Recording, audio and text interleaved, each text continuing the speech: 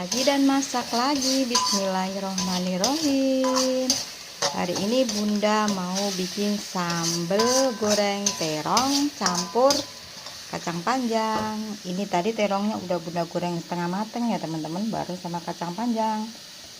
Dan lauknya simple, tempe tepung. Nah ini bumbunya udah mateng, kita masukkan terongnya biar nggak bau langu ya teman-teman. Jadi Bunda kalau mau bikin itu sukanya ditumis dulu atau digoreng dulu, terserah. Ini Bunda yang nyari simple aja, jadi kacang panjang sama terongnya Bunda goreng dulu setengah matang, ngilangin bau langunya ya teman-teman. Jadi terong disambelinya basah, nggak kering, jadinya seperti ini. Sudah ditambahin bumbu seasoning semuanya, diicipin bumbunya tadi sudah enak. Alhamdulillah udah seperti ini aja matang, simple teman-teman.